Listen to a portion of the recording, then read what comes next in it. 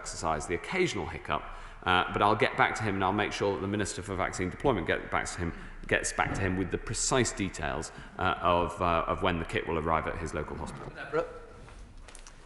Thank you, Mr. Speaker. It's fantastic news that 2.3 million people have already received the first dose of this vaccine across the whole of the UK. Now, businesses and venues across Milton Keynes are queuing up to offer their support for the vaccination programme, including the wonderful ECG training, where I went for a COVID test last week. I passed, by the way, Mr. Speaker.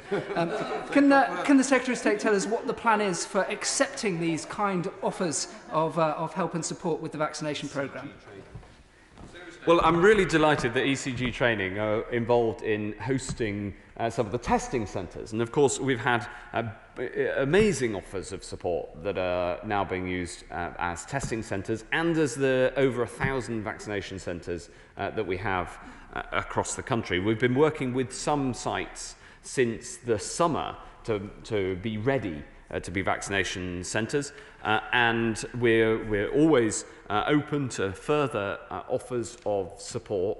But I would say that we have been working on this for some time. It's also important, of course, that for infection control reasons, when we have testing centres and vaccine sites, if they are put in the same place, then they're kept separate, not least because of, we want to make sure that when an octogenarian goes for a vaccine, then they are, of course, kept safe in the process of getting the vaccine. The thing to do is to raise this specific offer of support with my honourable friend, the Minister for Vaccine Deployment. Let's head to Scunthorpe with Holly Mumbycroft. Holly Mumbycroft. Thank you, Mr. Speaker. Can I thank my right honourable friend for his help in getting the vaccine into our Ironstone Centre, Scunthorpe Hospital, and I'm really pleased to say some of our care homes too now. Can he tell us how the new Oxford vaccine will speed up access to the jab for those still waiting, and what that means for towns and villages in my area, such as Hibblestow, Scorby, Curtin Lindsey and Messingham? Will they see more local vaccination centres? Thank you. Thank you very much. It is so important to get the vaccine to care homes, and over a quarter of care home residents have now received their first dose of the vaccine, and the Oxford AstraZeneca vaccine is, of course, much easier to get to care homes. We'll be doing that by taking the vaccine to the care home rather than opening new centres. But I want people in Hibblestow and Scorby and Curtin Lindsey and Messingham and throughout the Scunthorpe constituency to know that they will be within 10 miles of a vaccination centre, because we know how important it is that everybody can access this vaccine. Let's head to Brigangul with Andrew Percy. Andrew Percy. Thank you, Mr. Speaker. Can I also thank the 5 GP vaccination centres serving my constituency in Briggoul, Euston Ferry, Scunthorpe and Barton. They're doing a cracking job at getting this vaccine out. As we move from phase 1 into phase 2, though, and the JCVI advised that we'll be able to start looking at particular occupations, can I ask the Secretary of State to bear shop workers in mind who have had to work throughout this pandemic, including at the beginning, without any protection and who deal with hundreds of people every day? Can we make sure that they are prioritised as we move from phase 1 into phase 2? Yes, I want to thank shop workers in essential shops who've got to be there for all of us. So even in these difficult times when the virus is widely spread, and we'll be looking very carefully at those professions that will need to be prioritised in phase 2 of the prioritisation programme. We'll look at, of course, teachers and police and others, but also we will look at shop workers, and we'll make those decisions based on the data. Robbie Moore. Thank you, Mr. Speaker. And the work that my honourable friend is doing in terms of the vaccine rollout. Across West Yorkshire, we have 4 large-scale vaccination centres planned, but this means in the Bradford district that we've got 1. Can I put in a plea to have a large-scale vaccination centre in Keighley, but also consider where smaller scale offerings are coming forward, like Ilkley Rugby Club, that they could also be considered as vaccination centres? We'll absolutely look at those two suggestions, but I would just also remind my honourable friend and all of his constituents and all those across the Bradford district that yes, there are the large-scale vaccination centres, but there's also the primary care-based delivery, which is happening right across the country. Let's head to Twickenham with Munira Wilson. Munira Wilson. Thank you very much, Mr. Speaker. It's been reported that Pinnacle, the IT system being used to organise the vaccinations, is already struggling to cope with heavy usage. My local GP vaccination hub, which I visited on Friday, reported it was being slow, and there have also been worrying reports about very elderly people having to queue for a long time outdoors while staff try to get the IT system working. Could the Secretary of State confirm then, please, what action the department's taking to ensure that the systems work more efficiently and will be able to cope as the number of vaccination sites grow? Clearly, the IT underpinnings of this project are critical. The Pinnacle system is working well, but we're constantly monitoring it to make sure that it supports the rollout of the vaccine. Show the Secretary of State Ashworth. Yeah. Sorry. Thank you. Thank you, Mr. Speaker. Of course, our encouragement at the rollout of the vaccine is, of course, our sense of encouragement is, of course, tempered by our deep alarm at the situation we are in. Over 80,000 people have died. On current trends, we are likely to see more deaths in this wave than we saw in the first wave. Millions still have to go to work, and this virus is now more infectious. Those still going to work are, of course, NHS staff. The BMA say 46,000 of them are off sick with COVID. Can he go further and faster and ensure that NHS staff, frontline staff, receive the vaccination in the next 2 weeks? And can he provide daily updates on the numbers of NHS staff who have been vaccinated? Well, we do now provide the daily statistics on the rollout of the vaccine, and we'll provide more data as the system matures and as the rollout advances. He's absolutely right, Mr. Speaker, to raise the challenges that the NHS is facing today, and it's very important that whilst the rollout of the vaccine is proceeding well, and we're on track to hit the targets that we have set, we must also stress to everybody the importance of following the rules which are in place in order to control this virus and reduce the pressures on the NHS, which are very considerable at this moment. We all understand that until vaccination is rolled out more generally, we will continue to see hospitalisations. And the NHS is currently in a crisis. Beds are filling up. ICU surge capacity is being maxed out. Ambulances are backed up outside hospitals.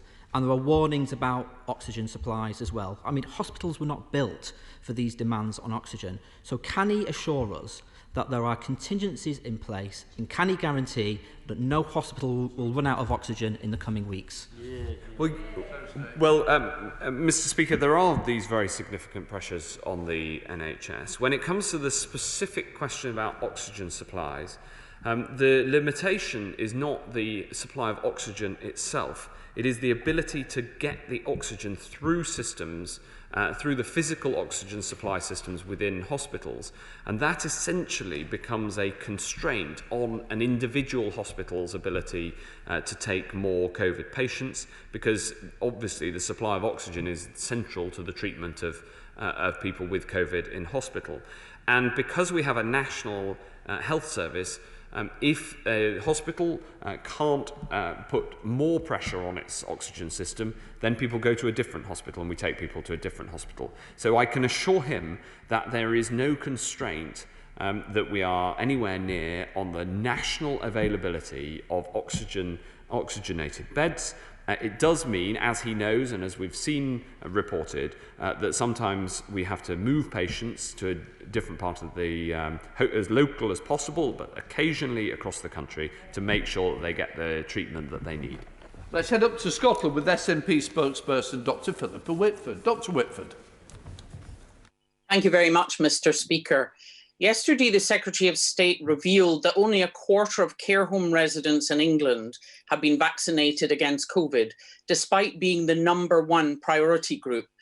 Can he explain why they were not the first cohort to receive the Pfizer vaccine in December, as was the case in Scotland? That's not quite right, Mr. Speaker. I'm glad to report that care home residents have been receiving the Pfizer jab. It is harder and logistically more difficult, and I'm delighted that if you look at the total rollout of the programme, as she says, over a quarter of people now who are residents in care homes are able to get the jab, and that number is rising sharply. Turning to Dr. Whitford. Dr. Whitford.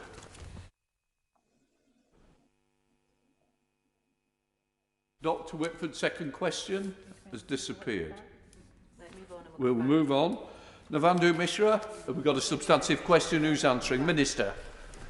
Thank you very much, Mr. Speaker. I'm sure, firstly, that the whole House will want to join me in sending our best wishes to the Right Honourable Member for Old Bexley and Sidcup and his family for his treatment, and we look forward to seeing him back in this place in due course. The NHS has been clear since the beginning of the pandemic that the continuation of urgent cancer treatment must be a priority. Latest data showed urgent cancer referrals continuing to increase, with nearly 88% of all patients seeing a specialist within 2 weeks of referral and nearly 96% of patients receiving treatment within 31 days for a decision to treat. However, I must caveat that the context for this data was before the recent rise in coronavirus cases. The NHS is open. It is hugely important that any person worried about any symptom comes forward and knows that care is there. Mishra.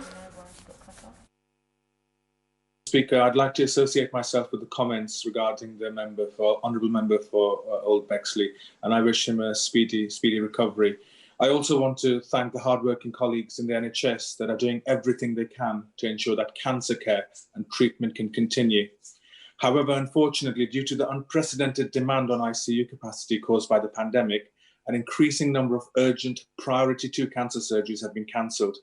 Can the Minister assure me that everything is being done to work with the Treasury to increase capacity available to the NHS by continuing to commission the independent sector to ensure that urgent care and treatment can continue so that cancer doesn't become the forgotten sea in this crisis?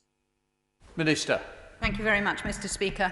I can unreservedly say yes to that. I would like to also say that what has happened, the NHS is under huge pressure, and there have been some instances where unavoidable, for totally understandable, unavoidable reasons, such as staff ICU capacity or the safety of patients themselves, treatment has been rescheduled. Any such decisions are always made as a last resort, but we have changed the way we operate, making sure that we've got COVID-secure cancer hubs, consolidated surgery, centralised triage to prioritise those patients whose need is most urgent. And we have utilised the independent sector and will continue to do so to increase capacity. These measures and the tremendous efforts, as the Honourable Member said, of our NHS cancer workforce and their teams is helping ensure that those who need treatment can continue without delay.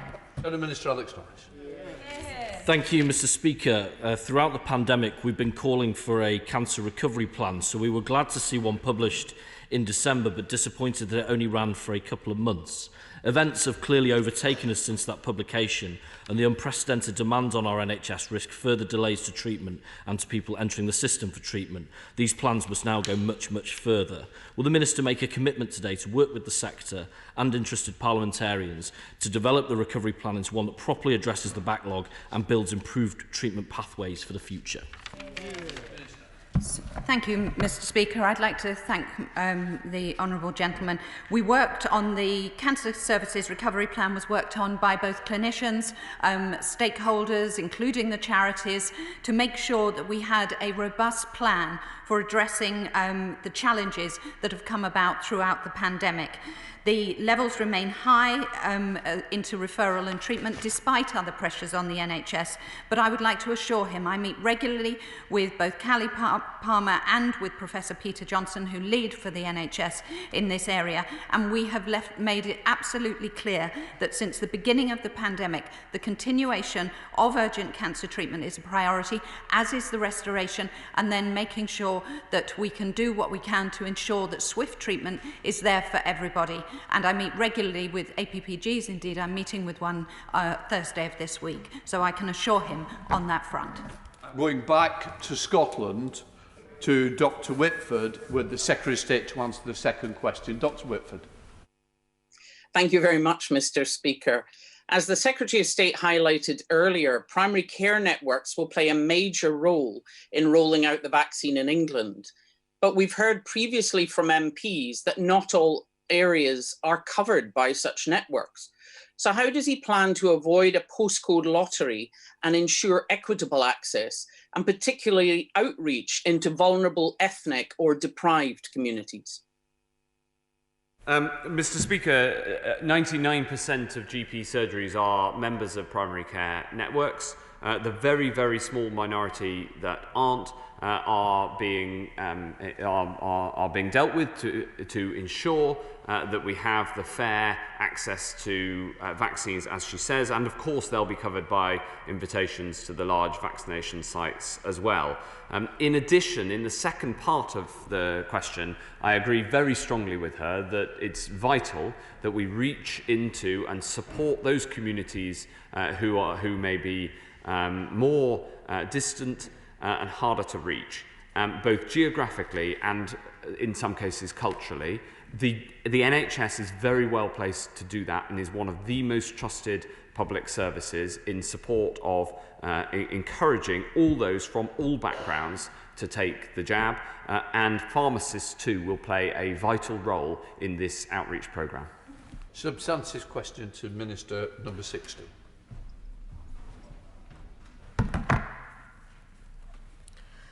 Thank you, Mr. Speaker.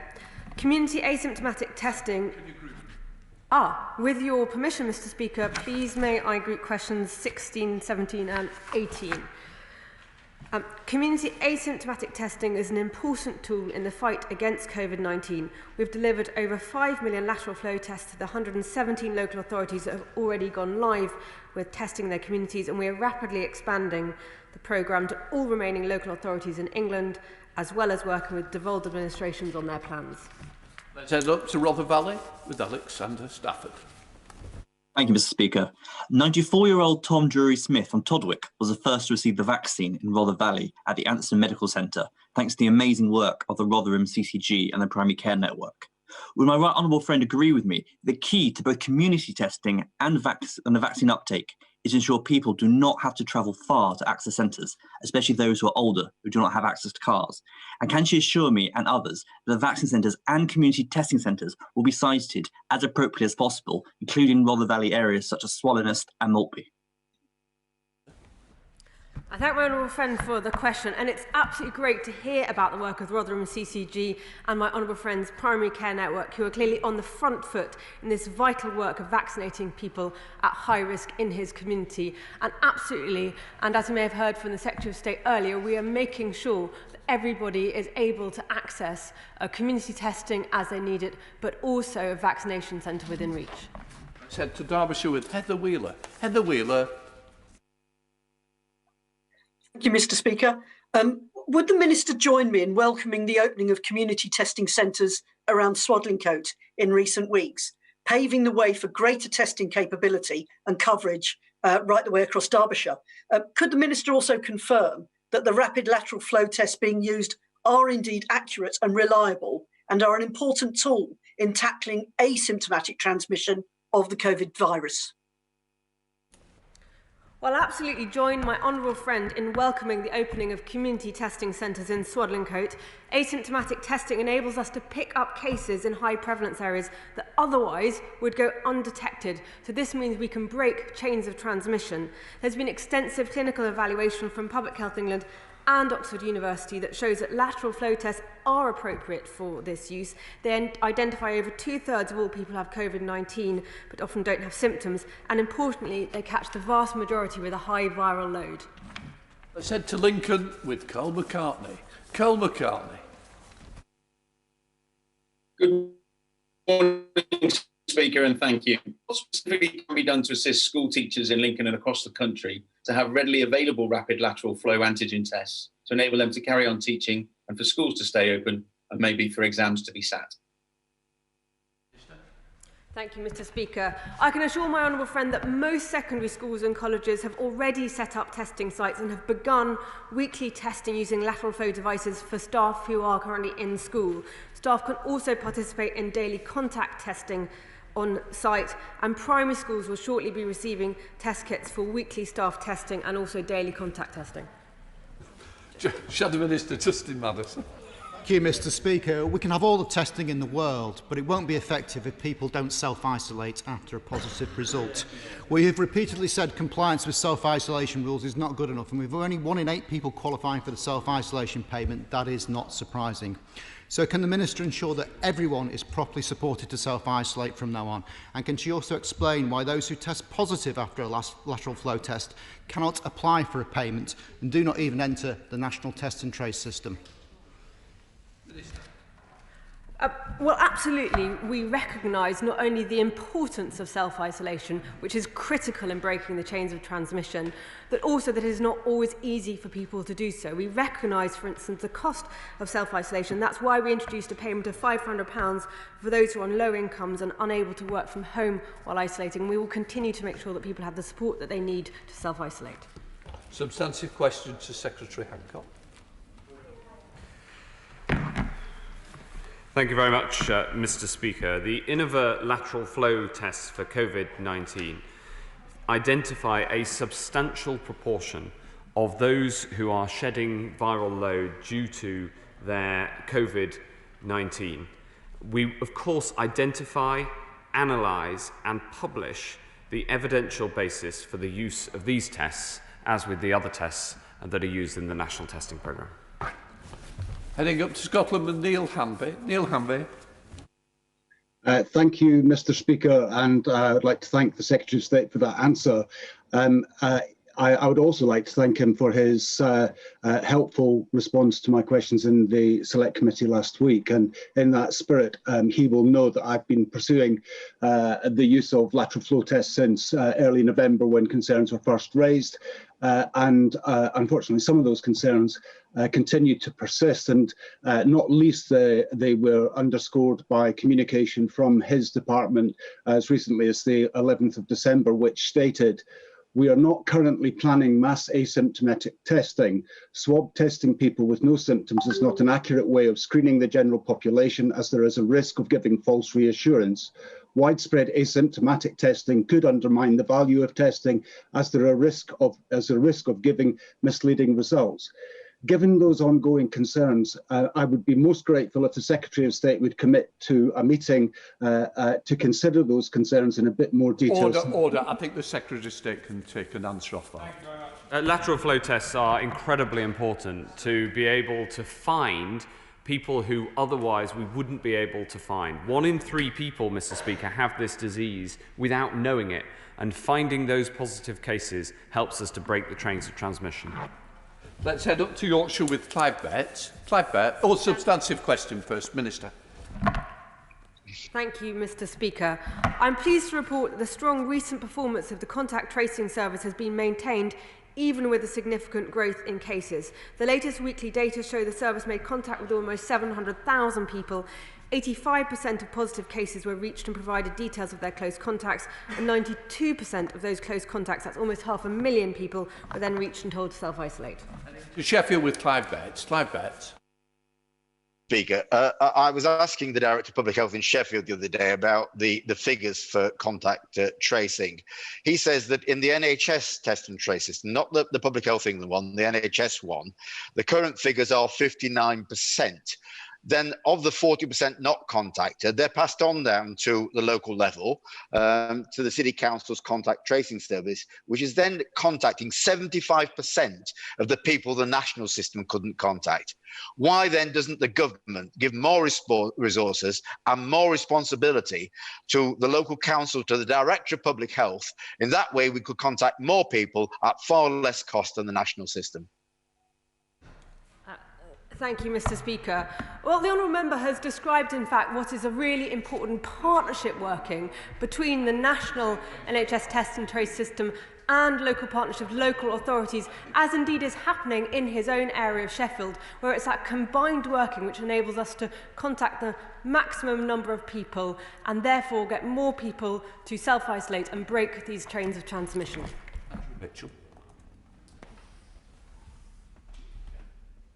Thank you very much, Mr. Speaker. Question 27. 22.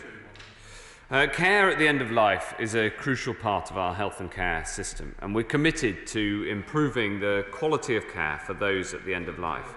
Current practice is informed by a range of evidence, including guidelines issued by the National Institute of Clinical Excellence. The government is open to gathering data on terminally ill people's experience in order to inform the debate. Andrew Mitchell. Thank you, Mr. Speaker, and may I also express my gratitude to the NHS in all its many forms in the royal town of Sutton Coldfield for all their hard work over Christmas and the New Year, including giving me a new knee. Mr. Speaker, can I thank the Secretary of State for managing to take an interest in this important subject when he is so stretched on so many other fronts? Can I say to him that nearly 10% of suicides are by people who are terminally ill? And the APPG, which I have the privilege of co-chairing, will hear from a mother this afternoon whose terminally ill son took his own life by throwing himself under an HGV on the North Circular. To add to knowledge, information and understanding, will he and his department make a point of working with coroners and the Office of National Statistics from across the country so that we can understand the true extent of these tragedies? Yes, of course. I'm very happy to look at the suggestion that the Right Honourable Friend, my Right Honourable Friend, makes on this very sensitive subject. We want to see the highest possible standards of patient safety and, of course, reduce the number of suicides. And it is important in pursuing that to have as much information and evidence as possible. We have a substantive question to Minister Zahawi. Thank you, Mr. Speaker. Across the United Kingdom, Mr. Speaker, we have over 2,700 vaccination sites up and running, with 7 vaccination centres opening this week and more to come next week and the week after. Regarding Fielding Palmer Hospital that my honourable friend has raised, I can confirm, Mr. Speaker, that this site is now being actively considered as a vaccination hub. Let's head to South Leicestershire with Alberta Costa. Alberta. Thank you, Mr. Speaker. Can I thank the Minister and his team for the help that they gave me and my team in cajoling, pushing, encouraging the CCG to reopen the Fielding Palmer Hospital in Lutterworth as a vaccination centre. This is excellent news for the people of Lutterworth and the surrounding villages. Will the Minister also confirm that the remaining parts of South Leicestershire, from Broughton Astley to Braunston, from Thorpe, Astley to Arnsby, will also be able to access vaccination centres locally? Thank you very much, Mr. Speaker. I'm grateful to my honourable friend, not just for his support, his characteristic support and encouragement, but also for his championing of his constituents. I can confirm, as the Secretary of State has said, that all his constituents will be no more than 10 miles away from a vaccination centre. And I'm pleased that the Sturdy Road Health and Wellbeing Centre, which is a little over 10 miles away from Lutterworth, are administering vaccines now. We now have a substantive question from Bob Sealer to Minister Hancock. Right, Mr. Speaker. Mr. Speaker, the government's response to the pandemic has been informed by a considerable range of expert scientific and medical advice, and we've seen an increasing understanding of coronavirus globally.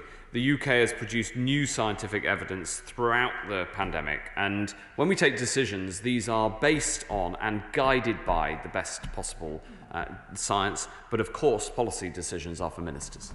Let's head to the Isle of Wight with Bob Seeley. Bob Seeley. Thank you, Mr. Speaker. I thank the Secretary of State. Regarding the stats and science on the island, our vaccine hub at the Riverside Centre is expected to be ready on the 15th of July. We may not receive sign-off on vaccines for that centre until the 25th of July or later. With our rise in infection on the island, our demographic profile and our isolation, I'm concerned we're not high enough on the vaccine supply list, despite the great work being done by the Isle of Wight Hampshire team. I've written to the Secretary of State and the Vaccine Minister about this. What can be done to improve the situation, and what reassurance can you give to me and folks on the Isle of Wight? Thank you. Mr. Speaker, we will absolutely have vaccines being delivered on the Isle of Wight before the 15th of July. Indeed, we'll have them there before the 15th of February, and we're committed to offering a vaccine to all those in the 4 highest priority cohorts, which includes all over 70s, and there's a lot of over 70s on the Isle of Wight. Furthermore, we will make sure that we have vaccination centres within 10 miles of where everyone lives. There are vaccinations happening on the Isle of Wight right now. My honourable friend is a great champion of the island, and we'll make sure that delivery continues apace. Substantive question to Minister Zahawi. Thank you very much, Mr. Speaker. The vaccines are without a doubt the biggest breakthrough since the pandemic began, a huge step forward in our fight against coronavirus, and testament to the Secretary of State's absolute laser-like focus on vaccines. We are here today with 2.4 million doses administered and rising. However, Mr. Speaker, the full impact of COVID-19 vaccinations on infection rates will not be clear until a larger number of people have been vaccinated. Let's head to Wickham with Steve Baker. Steve Baker. Mr. Speaker, I'm very pleased to welcome the announcement of a vaccination site at Adams Park in Wickham and further sites to be announced shortly. My honourable friend has told us that when the top 4 JVCI groups have been vaccinated, that will account for 88% of fatalities. So can he not very soon give people a hope which is sure and not too distant that their freedoms will be returned as this vaccination programme rolls forward? Thank you very much, Mr. Speaker. I'm very grateful for my honourable friend's continued support, and not least on making sure that he examines the data very carefully. I know it's something that he's passionate about. He's absolutely right that when we offer the vaccine to those top 4 most vulnerable cohorts in the list of 9 from JCVI, 88% of mortality effectively comes from those 4 cohorts, 99% of mortality from the top 9 most vulnerable cohorts. At a point in time, that point of inflection between community spread and, of course, vaccination, and as I will quote the Deputy Chief Medical Officer, Jonathan Van Tam, when he said, ask me in a few weeks, few months' time if it does obviously impact on spread. The scientists are hopeful, as are we, as is the Prime Minister, not least because he wants to see the back of these non-pharmaceutical interventions in the economy. A substantive question to Minister Aga. Thank you very much, Mr. Speaker. And with your permission, sir, I'll group questions 27 and 28. COVID, and particularly the new strain of COVID, has had a significant impact on NHS bed capacity. As of the 10th of January, 30,758 beds across the NHS were occupied by COVID patients. Just in the past day, that has risen to now around 32,000. That's around over a third of all available beds. The latest bed occupancy data shows just shy of 80,000 out of the NHS's roughly 90,000 total general and acute beds were occupied. Let's head up to Acton with Dr. Hart. Dr. Upahar.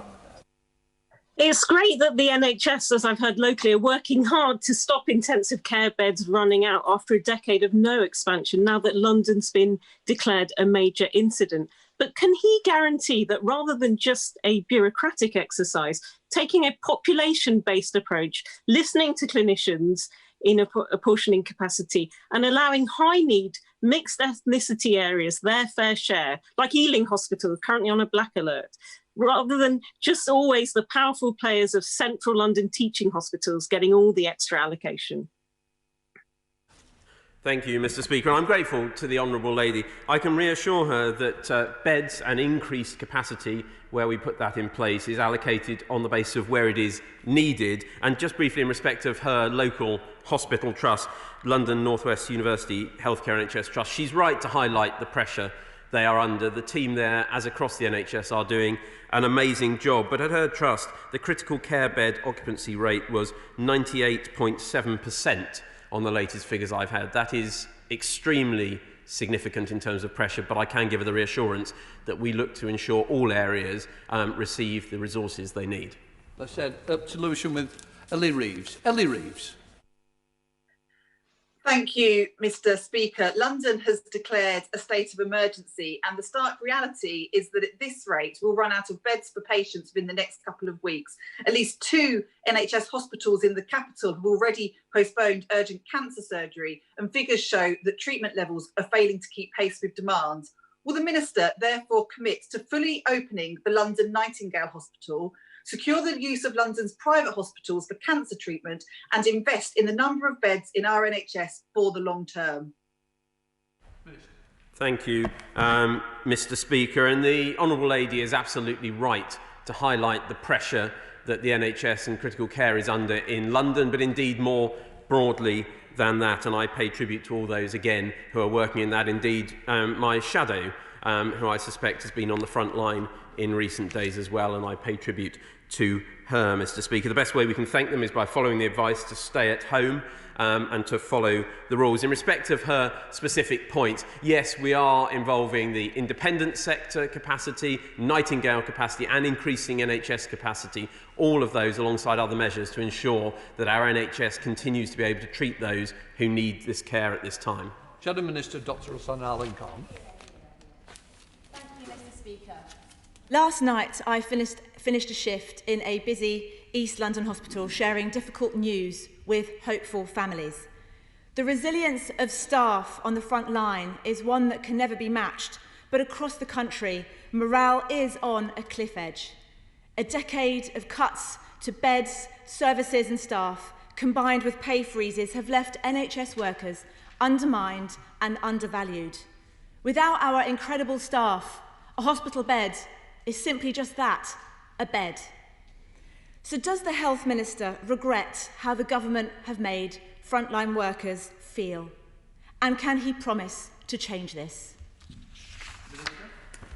Thank you very much, Mr. Speaker. Well, I would reiterate, as I did earlier, my thanks to her and indeed all of her colleagues in the NHS for everything they're doing. And I would reassure her, as I do and as my right honourable friend does at every opportunity, just how valued and supported our NHS are. We have put in place, I think, just over 1,000 additional critical care bed capacity at this time, the right thing to do. And in addition, in respect of supporting staff, we are investing around £15 million, just one example, £15 million in support around mental health hubs and mental health support for staff who I saw from the hospital she works in her constituency, or has worked in. A number of staff on the BBC recently setting out just how flat out they are. The best way we can thank them alongside what we're doing, as I say, and I make no apologies for reiterating it, Mr. Speaker, is that we all need to follow the rules, to stay at home, to help ease the pressure on those phenomenally hard-working and valued staff in our NHS hospitals. We now come to topic question to the Secretary of State for Health and Social Care. I call Secretary Matt Hancock to make a statement on his responsibilities. Then I will call Rachel Maskell to ask her supplementary. Thank you very much, Mr. Speaker. Mr. Speaker, yesterday we launched our UK Vaccines Delivery Plan, which sets out how we'll vaccinate hundreds of thousands of people every day, starting with the most vulnerable and staff in NHS and social care. I'm delighted that across the UK, 2.3 million people have already been vaccinated, and we're on track to deliver our commitment to offer a first dose to everyone in the most vulnerable groups by the 15th of February. At the same time, Mr. Speaker, may I add my voice to all those who are passing on their very best wishes to my right honourable friend, the member for Bexley and Old Sidcup, who is undergoing further treatment on the NHS, and thank personally all of those in the NHS who are looking after him and all of the other patients who are in their care. Let's head up to York with Rachel Maskell. Rachel Maskell. Thank you, Mr. Speaker. The NHS is overwhelmed and critical clinical choices are having to be made due to the limitations of estate and of staffing. So I asked the Secretary of State if he will do two things. One, bring all independent hospitals under the NHS to provide response to the national crisis and in particular provide cancer care capacity. And secondly, call all former health professionals to return to practice and re-register, even if they are beyond the 3 years out of practice limit, so they can work with an element of supervision so no one is denied the clinical need that they have. Well, Mr. Speaker, of course all these things are being looked at and the pressures on the NHS are very significant. I'd also want to say, though, to people who have a healthcare condition that is not COVID related, that they should come forward to the NHS, because that promise that the NHS has of always treating people according to their clinical need, not ability to pay, that promise is crucial, and it's just as crucial in these pressured times as it is at any other time. So if you find a lump or a bump, if you have a problem with your heart, if there is a condition that you need to come forward for urgent treatment for, then the NHS is open and you must help us to help you. So yes, we absolutely will do everything we possibly can to address the pressures, including the measures, looking at the measures that the Honourable Lady set out, but also let the message go out that if you need the NHS for other conditions, then please do come forward. Let's head to the Chair of the Select Committee, Jeremy Hunt. Jeremy Hunt. Thank you, Mr. Speaker. Can I congratulate my right honourable friend on the speed of the vaccine rollout and in particular his foresight in setting up the vaccines task force as far back as last April, which has made it possible. And a personal thanks from my mum, who is getting her vaccine tomorrow at Epsom Racecourse. However, understandably, public expectations as to how quickly they're going to get their vaccine are now running well ahead of the system's ability to deliver, in particular causing floods of calls to GP surgeries who are already very busy. So what can we do to set expectations amongst the public that getting to population level immunity will be a marathon and not a sprint? Well, that's right, Mr. Speaker. The Chair of the Select Committee is wise to say that this will be a marathon, not a sprint. We have now, as of the early hours of this morning, vaccinated 39.9% of the over 80-year-olds in England, and we will reach all over 80-year-olds and ensure that they have the offer of a vaccine over the coming weeks, and we'll reach all of the top four priority groups by the 15th of February. We're on track, and I'm confident that we'll deliver that. But the other message that maybe he will help all of us to pass on to his constituents, including his mum, is that the NHS will get in contact with you and offer you an appointment, and that is the best and fairest way that we can get this rollout happening. Shadow Minister Liz Kendall. Thank you, Mr. Speaker. The Secretary of State will know we can't protect the NHS unless we also protect social care. Yet there are worrying signs the government risks losing control of the virus here too. Infection rates in care homes have tripled in a month. Homes are reporting staff absence of up to 40%. And the latest weekly care home deaths are the highest since May. So can the Secretary of State set out what immediate extra support he will provide so the sector can cope? And will he commit to publishing daily vaccination rates for care home residents and staff so we know if the government is on track to completing them all in less than 3 weeks' time? Well, we have made that commitment, and it's incredibly important that vaccinations are offered to everybody in care homes. And the NHS is working very hard to deliver on that with our colleagues, with their colleagues in social care, colleagues across the board working very hard to deliver this life-saving vaccine. Of course, we're always open to further support for social care, and it's something that we're working on right now to ensure that we can get the right support for testing, and in particular to support the workforce who are absolutely central to making this happen. Let's head up to Stoke-on-Trent North with Jonathan Gullis. Jonathan Gullis. Thank you, Mr. Speaker. And in Stoke-on-Trent North, Kidsgrove and Talk, we are excited to be the planned home of a mass vaccination centre. Stoke-on-Trent City Council is working around the clock, as it has done throughout this pandemic, to ensure everything is ready from their end. So can my right honourable friend give his assurances that the necessary equipment and staff will be ready to go for the 25th of January so we can get more jabs into arms? Yes, I'm delighted that there's going to be a mass vaccination centre. I can give that assurance that we're working as hard as we possibly can to ensure that all the equipment's there, because everybody thinks about the vaccine, Mr. Speaker, that's very important, but it's also about all the other things that are needed. For instance, the specialist syringes. This vaccine is so valuable that inside the syringe there is a plunger that goes up into the needle to squeeze the extra bit of liquid that would otherwise be left in the needle into somebody's arm to make sure every last drop of vaccine is used. And so there's a whole series of other equipment that you need alongside the actual liquid of the vaccine. I will ensure that my honourable friend, the Vaccines Deployment Minister, makes sure that the Stoke-on-Trent Mass Vaccination Centre is up and running and ready for the 25th of January. Let's head to Stockton North with Alex Cunningham. Alex Cunningham. Thank you very much, Mr. Speaker. The COVID-19 pandemic has further served to expose and widen the tremendous health inequalities in Stockton, where life expectancy, healthy life expectancy, is amongst the lowest in the country. The borough also has by far the highest number of COVID cases on Teesside, now well in excess of 10,000. So, Secretary of State, when can we have a new hospital for Stockton to help tackle inequalities? Mr. Speaker, the importance of tackling health inequalities and levelling up parts of the country that have so much opportunity, like Stockton, but need further support to unleash that opportunity.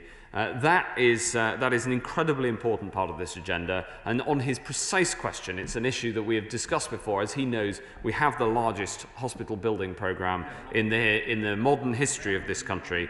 And I look forward to continuing discussing with him the extra infrastructure that's needed in Stockton. Let's head up to Calder Valley with Craig Whittaker. Craig Whittaker. Thank you, Mr. Speaker. And first of all, can I congratulate my right honourable friend and the whole ministerial team for an excellent start to the vaccination programme. But my question is on schools, and I know the government worked hard to keep schools open for as long as it possibly could. But unfortunately, under Alert Level 5, they've sadly had to close. Can my right honourable friend outline what costs schools are expected to cover, whether they're state schools or public schools, to roll out the coronavirus testing in their schools once they reopen? Well, there is extra funding available through the NHS Test and Trace budget for state schools for the testing programme, and we're working with independent schools to make sure that they can reopen safely when we're able, as soon as safely possible, to reopen schools across the country. Let's head up to Luton South with Rachel Hopkins. Rachel Hopkins. Thank you, Mr. Speaker. Can the Secretary of State set out what additional measures are being put in place to support areas with diverse communities, such as Luton, where English not being a person's first language can be a barrier to ensuring equitable rollout of vaccination across all our communities? Yes, Mr. Speaker, I answered a similar question from the SNP spokeslady, and this is an incredibly important point. We are working very hard on it with councils, with pharmacists, with GPs, with those who are trusted in the community to get the message of the importance of vaccination out to all communities across the country. It's a subject that's going to be increasingly important, and I look forward to working with her, with obviously my colleague, the Minister for the Vaccines Rollout, and with colleagues all across this House to get the message of positivity around the vaccine out. I would say, Mr. Speaker, the good news is that over the last month, we've seen that the proportion of people who are enthusiastic about taking the vaccine has risen significantly, and the proportion of people who are hesitant has fallen. And I think people can see the enthusiasm that others have in taking the vaccine, but we've got to make sure that that message of hope reaches all parts and all communities in the UK. Thank you, Mr. Speaker. In Burnley and Paddington, we have a large number of people who can't work from home, working in areas like manufacturing and construction. The deployment of the Army going to our largest employers to do mass testing has been really welcome, but we have to go further if we're to break that chain of transmission. So could my honourable friend set out what my constituents need to do if they have to keep going into work but need access to some of these tests? Yes, I hope that by working through both Burnley Council and Lancashire and working with the National Testing Programme, we can get asymptomatic testing available in those for those who have to go to work, because key workers do need to go to work even through this most difficult of times. So I'll make sure that the testing minister picks up with him straight after this, and that we work together to make sure everybody across Burnley who does have to go to work has access, if they want it, to a testing regime to help ensure that they can be safe in work. Let's head to Upper Bann with Carla Lockhart. Carla Lockhart. Thank you, Mr. Speaker. The Secretary of State will know the unprecedented physical and emotional strain our frontline nurses and medics are facing in the fight against COVID-19. This is exacerbated by staff shortages, with increasing demand for care falling on our already worn out staff. Would the Health Secretary agree with me that to encourage more people into nursing and to retain our healthcare heroes in the NHS, we must look at increasing pay to a level that recognises the skills, responsibility and commitment that nursing and healthcare professions require? Well, Mr. Speaker, I'm really pleased that over the last few years in the English Health Service that I'm responsible for, we have increased the pay of nursing staff, and I'm very pleased that when the new Northern Ireland administration was set up about a year ago, one of the first things they did was resolve the challenges in terms of nurses' pay. This is a very important subject. It is one that is devolved, but I look forward to working with my counterpart in Northern Ireland, Robin Swan, who's doing a brilliant job in supporting the province through these very difficult times. Let's head to Yorkshire with Andrea Jenkins. Andrea Jenkins. Thank you, Mr. Speaker. I've been contacted by a number of my constituents from Morley and outward who have concerns on vaccine distribution. They're all vulnerable. Some are shielding, have no cars and have difficulty using public transport to get their vaccine. And there's also concerns how some local GP surgeries are only vaccinating people over 80 with the surnames A to H. What is the department's plan to facilitate local distribution, especially in places that do not have good transport links, and to increase rollout to other groups? Well, amongst the over 80s, we haven't put in place a more specific prioritisation, because we need to make sure that the programme can get to all over 80s as fast as possible and as efficiently as possible. Access is incredibly important, hence the commitment to make sure that there's a vaccination centre within 10 miles. That is true, I think, to say across the whole of Morley and outlook. There is 96% of the population of England is now within 10 miles of a vaccination centre, including, I think I'm right to say, the whole of her constituency. But this has to be done fast, but it also has to be done fairly, and she's quite right to raise that point. I'm going to take the final question from Chiamora in Newcastle upon Tyne. Chiamora. Thank you, Mr. Speaker. And as a proud Unison member, I ask the Secretary of State to join me in congratulating Christina McAnee, elected the first female leader of the country's biggest union. Many of Unison's members effectively work for the Secretary of State, care assistants, hospital porters, nurses, cleaners, all now under huge stress, facing mental and physical challenges we fortunately cannot imagine. Does he agree with another recently elected leader, Joe Biden, who said of health workers, "It's not enough to praise you, we have to protect you, we have to pay you"? I want to add my congratulations to Christina McAnee, and I want to say that I think that it is another sign of progress in this country to see the first female leader of Unison, and I look forward very much to talking to her very soon and to working with her, as she does represent, as you say, a significant number of people who work for the NHS and are valued members of the NHS and social care teams. The importance of not only valuing our NHS and social care workforce, but of demonstrating that value is vital. And improving all elements and all conditions under which people work is important. Of course, pay is one part of that, and she'll know that the NHS was exempt from the pay freeze set out by the Chancellor.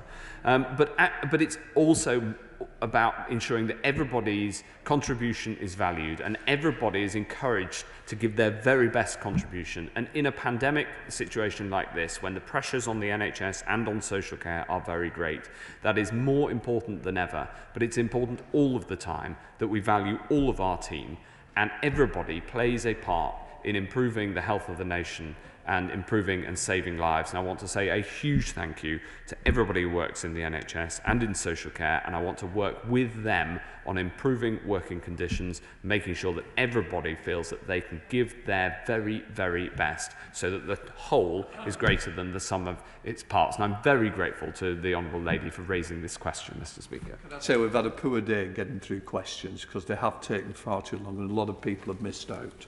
In order to allow the safe exit of honourable members participating in this item of business and the safe arrival of those participating in the next, I'm suspending the House for 3 minutes. Order.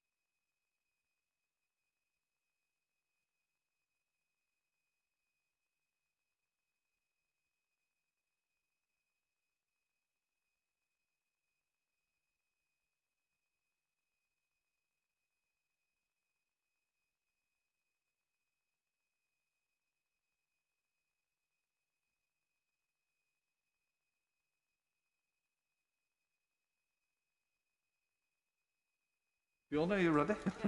Okay. Order. I have a short statement to make about select committees. On Tuesday the 24th of March, the House passed an order allowing for virtual participation in select committee meetings and giving chairs associated powers to make reports. I was given the power under the order to extend it if necessary.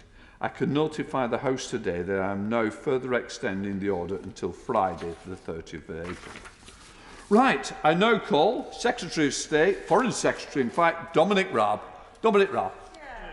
Thank you, Mr. Speaker, and with your permission, of course, I would like to update the House on the situation in Xinjiang and the government's response.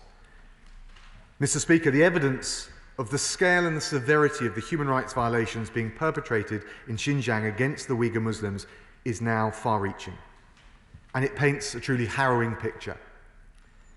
Violations include the extrajudicial detention of over 1 million Uyghurs and other minorities in political re-education camps, extensive and invasive surveillance targeting minorities, systematic restrictions on Uyghur culture, education, and indeed the practice of Islam, and the widespread use of forced labour.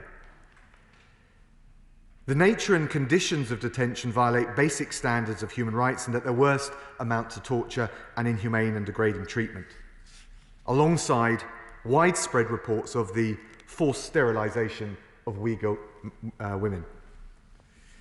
These claims are supported now by a large, diverse and growing body of evidence, and that includes first-hand reports from diplomats who visit Xinjiang, the first-hand testimony from victims who have fled the region. There is satellite imagery showing the scale of the internment camps, the presence of factories inside them, and the destruction of mosques. And there are also extensive and credible third-party reports from NGOs such as Human Rights Watch and Amnesty International, with the UN and other international experts also expressing their very serious concerns. In reality, the Chinese authorities' own publicly available documents also bear out a very similar picture. They show statistical data on birth control and on security spending and recruitment in Xinjiang. They contain extensive references to coercive social measures dressed up as poverty alleviation programs. There are leaks of classified and internal documents that have shown the guidance on how to run internment camps, lists showing how and why people have been detained. Mr. Speaker, internment camps, arbitrary detention, political re-education, forced labour, torture and forced sterilisation, all on an industrial scale. It is truly horrific. Barbarism we had hoped lost to another era being practiced today as we speak in one of the leading members of the international community. Mr. Speaker, we have a moral duty to respond.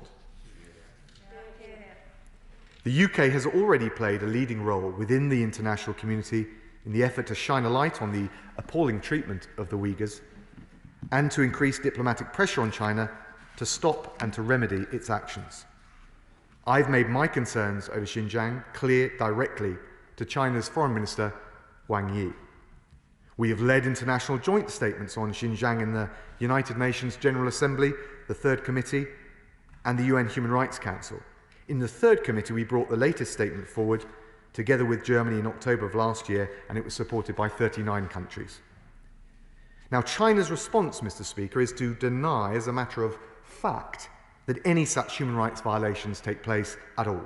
They say it's lies. Mr. Speaker, if there were any genuine dispute about the evidence, there would be a reasonably straightforward way to clear up any factual misunderstandings. Of course, China should be given the opportunity to rebut the various reports and claims. But the Chinese government refuses point blank to allow the access to Xinjiang required to verify the truth of the matter. We have repeatedly called for China to allow independent experts and UN officials, including the United Nations High Commissioner on Human Rights, proper access to Xinjiang, just as we in this country would allow access to our prisons, to our police custody suites, other parts of the justice system, to independent bodies who will hold us to account for the commitments to respect human rights that we have made. Mr. Speaker, China cannot simply refuse all access to those trusted third-party bodies who could verify the facts and at the same time maintain a position of credible denial. And while this access is not forthcoming, the UK will continue to support further research to understand the scale and the nature of the human rights violations in Xinjiang. But we must do more, and we will. Xinjiang's position in the international supply chain network means that there is a real risk of businesses and public bodies around the world, whether it's inadvertently or otherwise, sourcing from suppliers which are complicit in the use of forced labour, allowing those responsible for those violations to profit or indeed making a profit themselves by supplying the authorities in Xinjiang. Mr. Speaker, here in the UK, we must take action to make sure that UK businesses are not part of the supply chains that lead to the gates of the internment camps in Xinjiang, and to make sure that the products of the human rights violations that take place in those camps don't end up on the shelves of supermarkets that we shop in here at home, week in, week out. We've already engaged with businesses with links to Xinjiang. We've encouraged them to conduct appropriate due diligence. More widely, we've made our commitment to tackling forced labour crystal clear. And with the introduction of the Modern Slavery Act, the United Kingdom was the first country to require companies by law to report on how they're tackling forced labour in their supply chains. And today I can announce a range of new measures to send a clear message that these violations of human rights are unacceptable, and at the same time to safeguard UK businesses and public bodies from any involvement or links with them. I've been working closely with my right honourable friends, the Home Secretary, the Secretary of State for International Trade, and the Chancellor of the Duchy of Lancaster. And our aim, put simply, is that no company that profits from forced labour in Xinjiang can do business in the UK, and that no UK business is involved in their supply chains. Let me set out the 4 new steps we are now taking. First, today the FCDO and DIT have issued new, robust and detailed guidance to UK businesses on these specific risks faced by companies with links to Xinjiang and underlining the challenges of conducting effective due diligence there. A minister-led campaign of business engagement will reinforce the need for UK businesses to take concerted action to address that particular and specific risk. Second, Mr. Speaker, we are strengthening the operation of the Modern Slavery Act. The Home Office will introduce fines for businesses that do not comply with their transparency obligations, and the Home Secretary will introduce the necessary legislation setting out the level of those fines as soon as parliamentary time allows. Third, we announced last September that the transparency requirements that apply to UK businesses under the Modern Slavery Act will be extended to the public sector. So the SCDO will now work with the Cabinet Office to provide guidance and support to UK government bodies to exclude suppliers where there is sufficient evidence of human rights violations in any of their supply chains. Let me say that we, in the United Kingdom, I think rightly take pride that the overwhelming majority of British businesses that do business do so with great integrity and professionalism right around the world. That's their hallmark. It's part of our USP as a global Britain. It is precisely because of that, Mr. Speaker, that any company profiting from forced labour will be barred from government procurement in this country. Fourth, Mr. Speaker, the government will conduct an urgent review of export controls as they apply specifically geographically to the situation in Xinjiang, to make sure that we are doing everything that we can to prevent the export of any goods that could directly or indirectly contribute to human rights violations in that region. This package put together will help make sure that no British organisations, government or private sector, deliberately or inadvertently, are profiting from or contributing to human rights violations against the Uyghurs or other minorities in Xinjiang. Of course, Mr. Speaker, I'm sure the whole House would accept the overwhelming majority of British businesses wouldn't dream of it. Today's measures will make sure businesses are fully aware of those risks. It will help them to protect themselves, but it will also shine a light and penalise any reckless businesses that don't take those obligations seriously. As ever, we act in coordination with our like-minded partners around the world, and I welcome the fact that later today Foreign Minister Champagne will set out Canada's approach on these issues. I know Australia, the US, France, Germany and New Zealand are also considering the approaches they take. We will continue to work with all of our international partners. But the House should know that in the comprehensive scope of the package I'm setting out today, the UK is again setting an example and leading the way. Mr. Speaker, we want a positive and a constructive relationship with China. We will work tirelessly towards that end. But we won't sacrifice our values or our security. We will continue to speak up for what is right, and we will back up our words with actions, faithful to our values, determined as a truly global Britain to be an even stronger force for good in the world, and I commend this statement to the House. Now come to Shadow Foreign Secretary Lisa Nandy. Thank you, Mr. Speaker. The persecution of the Uyghur has been of great concern to honourable members on all sides of this House. We have read the reports, we have heard the testimony. It is past time to act. There must be a unified message from this whole House. We will not turn away. We will not permit this to go unchallenged. So can I thank the Foreign Secretary for advance sight of his statement, but say to him that the government had trailed long-awaited sanctions in the media on officials responsible for appalling human rights abuses in Xinjiang. We have waited months. He briefed the papers that he was planning to announce this today. What has happened to this announcement, and who in government has overruled him this time? The strength of his words are once again not matched by the strength of his actions, and I am sorry to say that that will be noticed loud and clear in Beijing. I was pleased to hear him acknowledge that the Modern Slavery Act is not working. The independent review was right to say that it has become a tick-box exercise, and we need a robust response to ensure companies are not just transparent but accountable. But there is little in today's statement that is new, and I am left slightly lost for words as to why the Foreign Secretary has chosen to come here today. It was back in September that the government said it would extend the Modern Slavery Act to the public sector. He mentioned France, which has already gone further than the UK with their duty of diligence law, which includes liability for harm. The EU intends to bring in legislation next year on due diligence, which will be mandatory.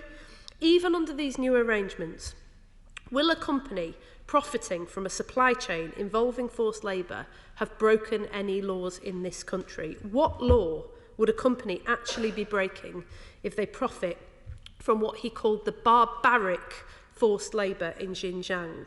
If the UK really does intend to set an example and to lead the way, he will have to do more than tinker around the edges. One of the best things that he could do for those British businesses he rightly praised is to make the playing field level for the many British companies who do the right thing. Now, we warmly welcome the Foreign Secretary's proposed review of export controls, and if the government is successfully able to determine whether any goods exported from the UK are contributing to violations of international law in Xinjiang, that will be a breakthrough, not just in taking robust action against China's human rights abuses, but as a model that can be used in other countries around the world where British exports risk being misused. So we will pay close attention. He will also know that the House of Lords recently came together to pass 2 cross-party amendments which put human rights considerations at the centre of our trade policy. And I was, frankly, astonished not to hear any reference to them today. Does the government intend to get behind these efforts to ensure that our trade policy defends, not undermines human rights? And I can tell him that I will be writing to MPs when the trade bill returns to this place to urge them to vote with their consciences.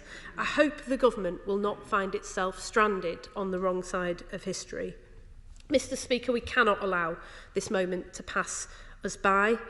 The Foreign Secretary was right to say that this is truly horrific, and the House is united in condemnation of what is happening in Xinjiang, and members of all parties want Britain to act as a moral force in the world. Despite today's disappointing statement, I believe he is sincere when he says that he wants the same, but now he has to make good on his promise to back up words with real actions. Thank you, Mr. Speaker. Well, can I at least thank her for what she said about the approach we're taking on export controls. She's wrong on a number of fronts, though, Mr. Speaker. We certainly did not brief the papers. We've said that we would keep Magnitsky sanctions under review. We continue to do so. Only one other country has applied Magnitsky sanctions in relation to China and specifically Xinjiang, and that's the US. We're taking targeted sanctions, both in the fines that we will be legislating for under the MSA, but also in relation to the stronger export controls. So it's not accurate what she said in that regard, and all of the measures that we announced today, the 4, are new. I was a little surprised to hear refer to the EU, both in terms of the new investment deal that they have done with China, but also the suggestion that they have adopted stronger measures is just simply factually not correct. She referred to the amendments to the trade bill. I would, Mr. Speaker, like to address that. I think, in particular, the Noble Lord Alton's amendment has attracted a lot of interest. And I think it's well-meaning, but I think it would actually be rather ineffective and counterproductive. Let me explain briefly why. It would be, frankly, absurd for any government to wait for the human rights situation in a country to reach the level of genocide, which is the most egregious international crime, before halting FTA negotiations. Any responsible government would have acted well before then. At the same time, every campaigner against free trade would seek to use that legal provision to delay or halt FTA negotiations by tying the government up in litigation that may last months, if not years, with no plausible genocide concluded at the end. And finally, while I think it's right, Mr. Speaker, that the courts determine whether the very specific and frankly technical legal definition of genocide is met in any given situation, I think it would be quite wrong for a government or for honourable members of this House to subcontract to the courts our responsibility for deciding when a country's human rights record is sufficiently bad that we won't engage in trade negotiations. Parliament's responsibility is to determine when sanctions take place or indeed with whom we negotiate. The measures we've announced today will make sure both business and government can cater for the very real risk that supply chains either coming to or to the UK or going into the internment camps of Xinjiang are not affected, and UK businesses are not affected. She should unequivocally support those measures. Thank you, Mr. Speaker, and I welcome the statement by my right honourable friend today. There are some important actions that Her Majesty's Government has taken of late, and indeed supporting the ASPI inquiry into Xinjiang was a very worthwhile action by the Foreign and Commonwealth Office. And I'm very glad that some of the recommendations that he's spoken about today are some of the things that we saw in the report published by the China Research Group only a few weeks ago. There are, however, other areas he could go. And I'm here particularly conscious not just about the shaping of the economic environment that we're seeing coming out of Xinjiang and the nature of slave goods getting into the UK manufacturing chain, but also in the distortion of academic ideas and academic freedoms that we are seeing here in the UK.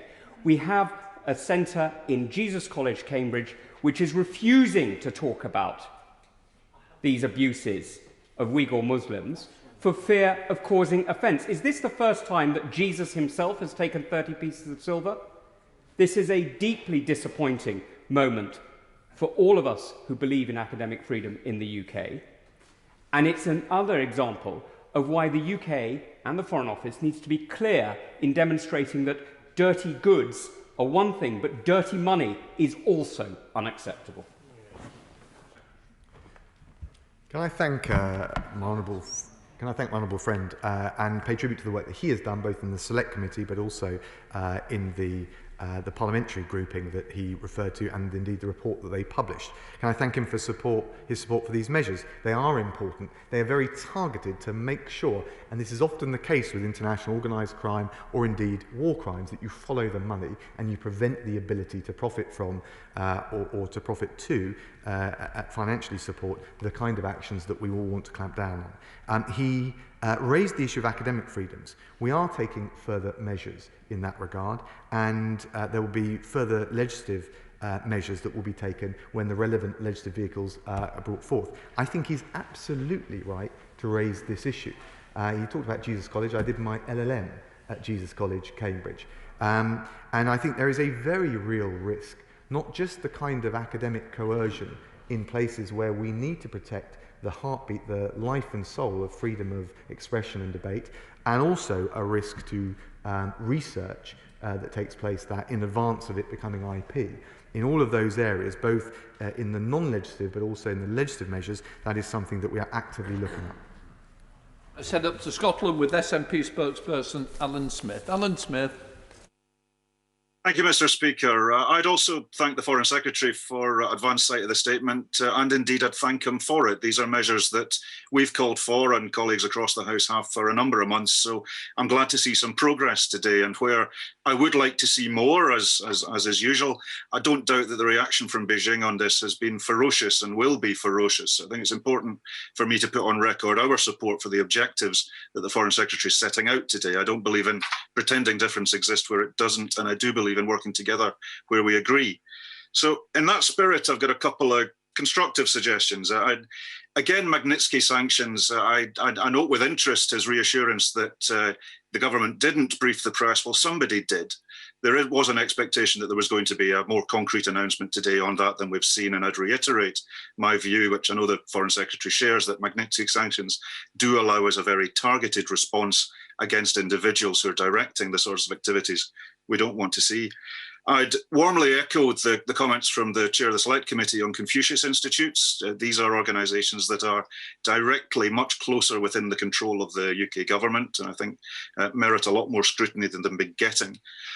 On his statement today on the supply chain, he says that the scrutiny will go up to the gates of labour camps. I'd applaud that, I'd warmly welcome that. But that will be a challenge in terms of getting the due diligence right, because there's a lot of opacity within the supply chains here. And I have not seen the detail of the package yet, but look forward to an assurance from him that it will indeed go right up to the gates of the camps. The Home Secretary is yet to lodge the legislation setting out what the fines for malfeasance are going to be. A reassurance from him today that those fines will be sufficient to focus corporate minds and not just another sunk cost would be very welcome. I think we do agree on that, but I think a reassurance would be useful. On the procurement points, we've discussed previously with Minister Adams about how warmly we welcome the extension of the procurement rules to government departments. Very warmly welcome that.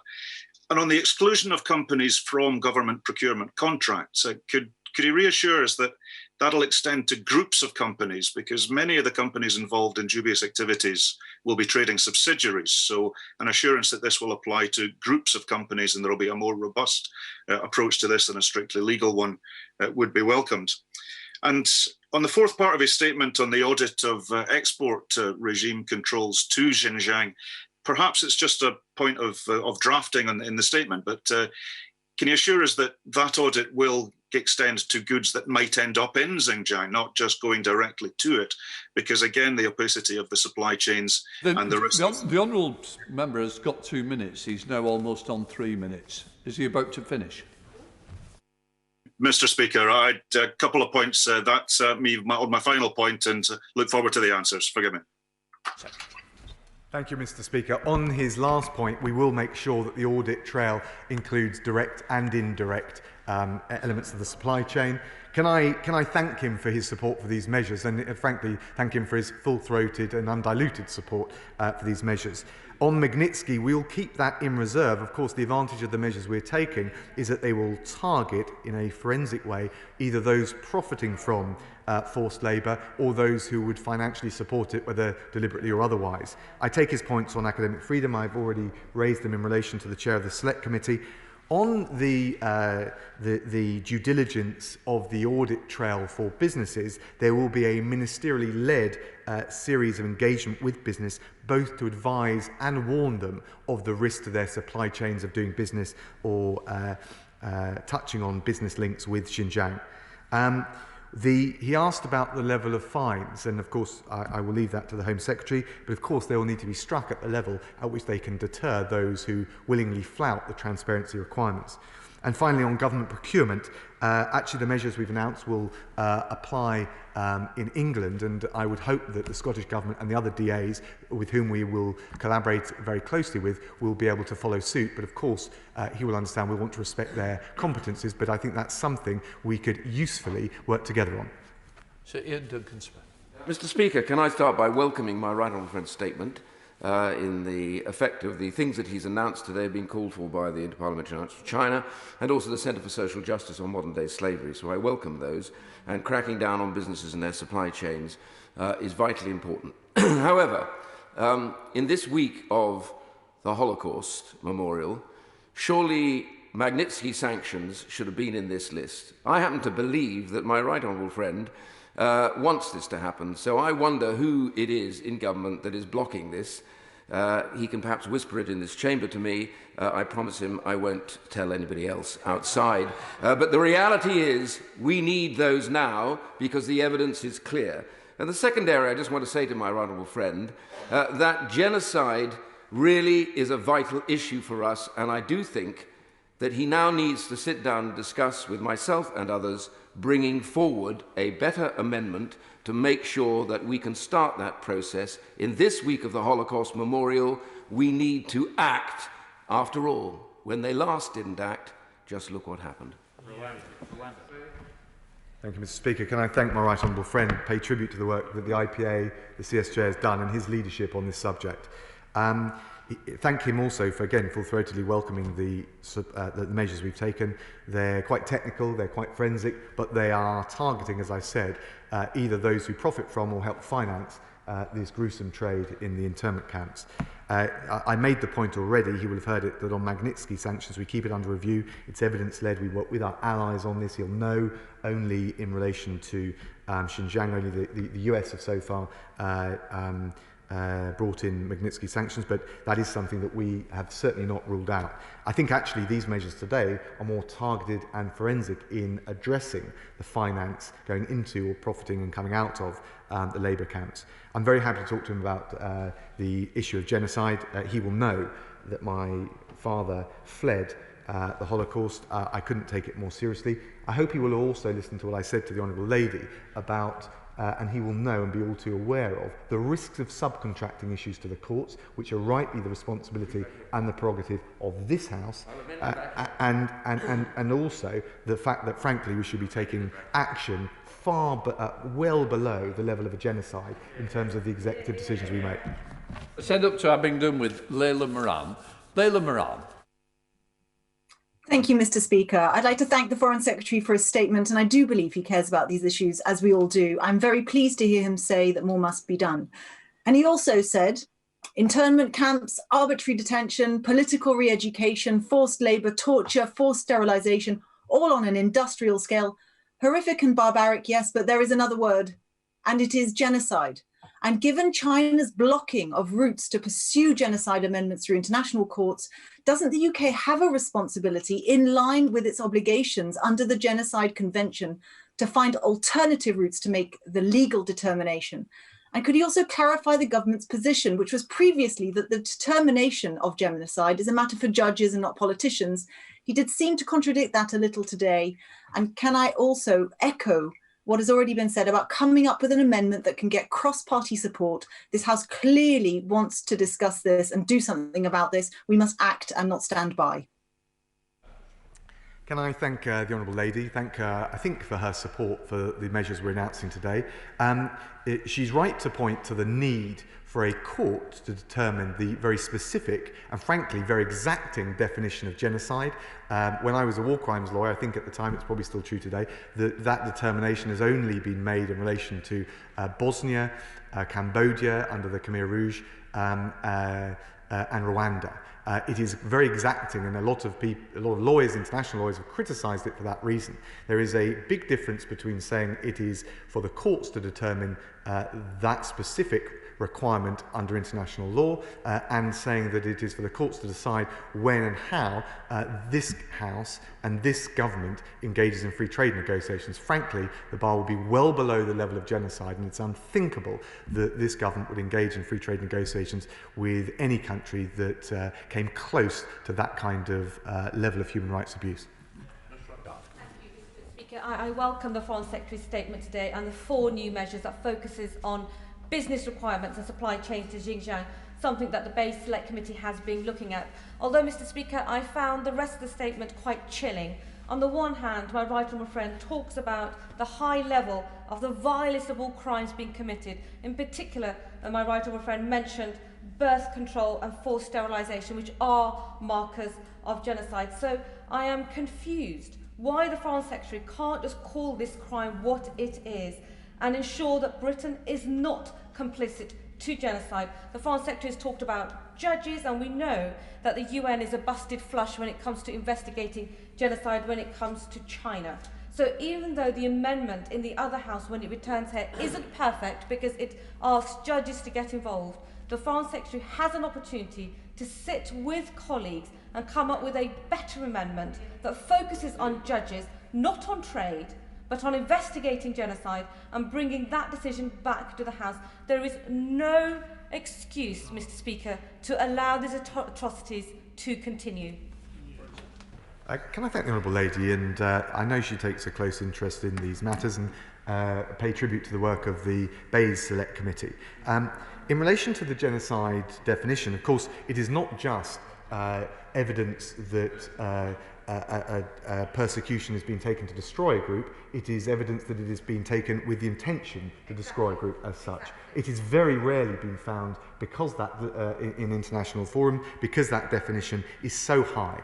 I think that she's right to acknowledge that the amendment that she referred to is, I think in her words, imperfect. Actually, I think in some respects it could be counterproductive. The number one thing to advance this debate in a sensible, targeted and way that would attract international support will be to secure the UN Human Rights Commissioner or another authoritative third body to be able to go in and review and verify authoritatively what is going on in Xinjiang. I raised that with the United Nations Secretary General yesterday. Mr. Speaker, can I thank the Secretary of State for his clear determination to address the human rights abuses in China. Despite having had much less media attention lately, Tibetan Buddhists have faced similar persecution to the Uyghurs at the hands of the Chinese government. Over 500,000 labourers detained in camps in the first 7 months of 2020 alone. It is suspected that the Uyghur labour, the labour of Tibetan detainees, is also in the supply chains of businesses that are household names in the United Kingdom. So can I ask the Secretary of State outline what he is doing to address the issue of forced labour from other areas under Chinese Communist Party control? Thank you. Can I thank my honourable, the honourable gentleman, who is also a friend, for consistently raising these issues in a very targeted way. We're deeply concerned about the situation on human rights in Tibet, including restrictions on freedom of religion, freedom of religious belief, freedom of assembly, but also the reports of forced labour. Of course, the evidence is, I don't think, quite as well documented as it is in relation to Xinjiang, but we'll of course keep those measures under review, and indeed in the Modern Slavery Act transparency requirements they will apply across the board, not just in relation to Xinjiang. Let's interrogate with Crispin Blunt. Crispin Blunt. Thank you, Mr. Speaker. I'm not sure I was listening to the same statement as the Shadow Foreign Secretary. I thought that as a statement about our values, it was extremely clear. And will my right honourable friend confirm that it's plainly morally unacceptable for British firms to profit from forced labour, and we should also bear in mind that there are 1 million people now extrajudicially interned in Xinjiang, and will he also confirm the implications of what he said about torture? Torture is a crime of universal jurisdiction, and perhaps he could tell us what the implications are for Chinese officials now engaged in that. Can I thank my honourable friend, thank him for his support for the measures we're taking. I think he's right about them. Can I also share his concerns, both in relation to Xinjiang and also specifically torture? Torture is an international crime, and anyone who engages in it, directs it, or takes an order even in relation to it would be guilty under international law. Of course, the real challenge, as we know with China, is how to get remedy, how to get redress for those actions. The measures that we have announced today will prevent any profiting from forced labour or indeed torture, and also prevent any UK businesses financially, whether inadvertently or otherwise, supporting it. If we want to have more significant accountability, the answer is to get an authoritative third-party body to be able to review them. As we've, and with the greatest respect to my right honourable friend, we've managed to secure in relation to the WHO access into China this week. We've got to keep pressing with our international partners, and that's why the group of international partners that are assembled is very important. It must be as broad as possible in order to secure access for the UN Human Rights Commissioner. Let's head to Wales with Chris Bryant. Chris Bryant. Thank you, Mr. Speaker. Of course, I warmly welcome these measures, but they simply aren't sufficient for the moment in hand. You've only got to listen to the Minister's own comments and read them against the Genocide Convention to see that there is a clear example of genocide being practiced in Xinjiang now. Killing people, causing bodily or mental harm, preventing births, forcibly transferring children. These are all the markers of genocide. And of course, we need to come to a view both in this House and in the courts. But the difficulty about doing so through the courts is that China has a veto. So how are we going to make sure that we name this as it properly is, and that the people who are accountable for it actually come to justice? And can I just finally say, I've lauded him many, many times for introducing the Magnitsky measures. There's no point in having them and just constantly reviewing them if you never blasted well use them.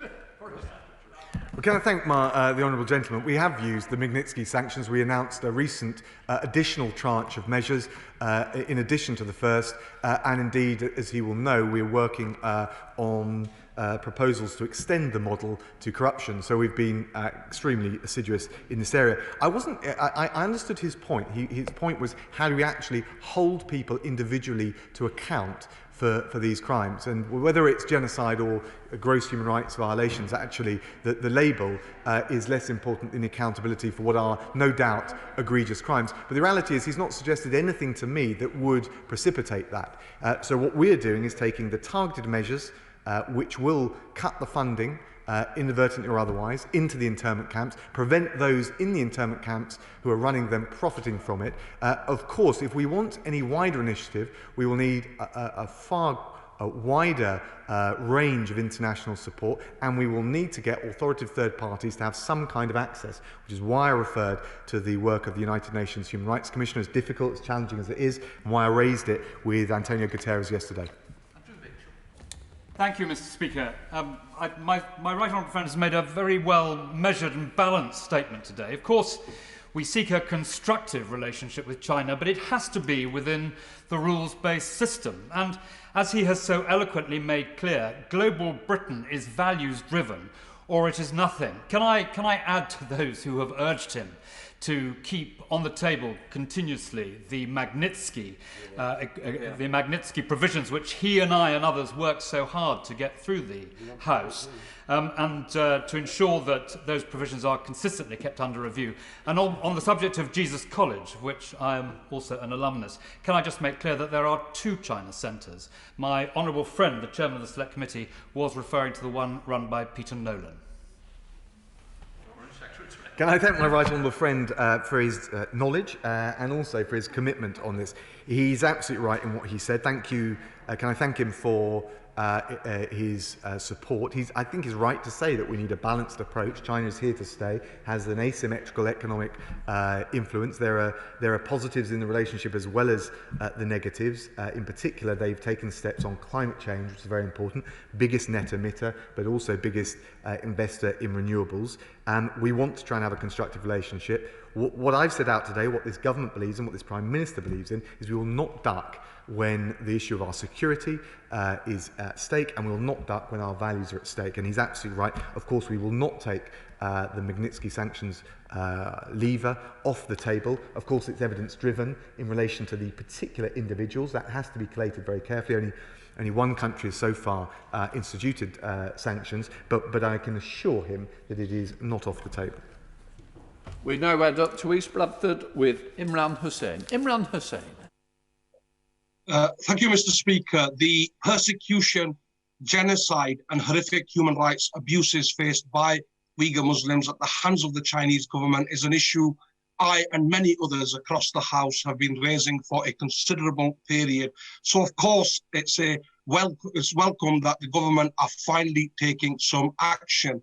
However, this action still does not go far enough, as pointed out by a number of honourable members. Even, Mr. Speaker, even those Uyghur that have managed to flee China as refugees are still being forcibly returned. So will the UK go further and call for a full independent UN investigation and push regional countries to grant protection to Uyghur refugees?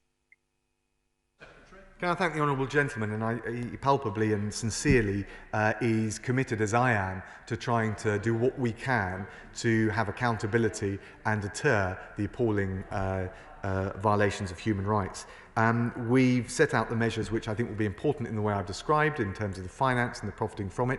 In relation to an independent investigation, of course, the challenge, as my right honourable friend has said, is getting access to the relevant parts of Xinjiang, which is why I believe, and I hope he will support, one of the things that we ought to do is be gathering as wide a group of like-minded countries to press for the United Nations Human Rights Commissioner to be able to have access. That would have the dual benefit of, first of all, substantiating the widespread reports of the violations of human rights I've described, but also give China its opportunity to rebut and to reject those claims based on the evidence that it and only it has and can control. Let's head up to Wickham with Steve Baker. Steve Baker. Mr. Speaker, I welcome this statement and the exceptional strength of the terms in which it was made by my right honourable friend. As somebody who represents thousands of British Muslims, I can tell him that this is an issue of the most acute concern right here in Wickham. I listened to how he answered the Labour front bench and also our honourable friend for Wealden. Could I just say to him that the government's going to need to be extremely careful to make sure that it demonstrates to British Muslims that we are in fact taking leadership in this matter by any international standard. And I would just ask him to make sure that he does at all times maintain our leadership. Thank you, Mr. Speaker. Can I thank my honourable friend? He's absolutely right, and there will be widespread concern amongst Muslim communities right across the country about this. What I can reassure him is that we have led in the UN General Assembly Third Committee, we've led in the United Nations Human Rights Council, and we've led the way very much with the package of measures that I've announced today. We will continue to work with our international partners, including Muslim Arab countries, those of the region, as well as the traditional and predictable Five Eyes European partners, to try and expand the caucus of like-minded states that will stand up to be counted on these issues. And I believe that we are the ones setting an example, and we are the ones, in his words, leading the way. Let's head to Leighton with John Cryer. John Cryer. Thank you, Mr. Speaker. As others have said repeatedly, this is genocide, very clearly genocide.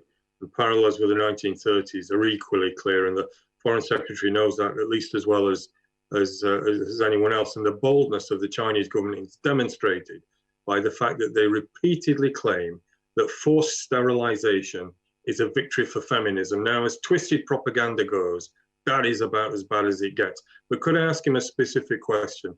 In his discussions with the Home Secretary and others across government, could they look at the possibility of prioritising asylum applications from Uyghur Muslims and offering the appropriate support to those applicants? Because when they arrive in Britain, as some undoubtedly will, hopefully will, they will be vulnerable, they will be traumatised, and also they're very, very likely to have no English at all.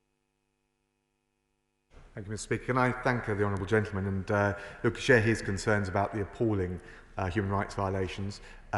He asked about whether we could prioritise one category of asylum claimants over another. I think that would be problematic. I have to say to him, I think the asylum system is blind to region or political considerations. It is based on the suffering and the persecution which the individual can present, and I think that is the right approach. But of course, I do take on board the points he made about making sure that those who have suffered such awful crimes when they arrive in this country get the support that they need. Let's head to Robbie Moore. Robbie Moore.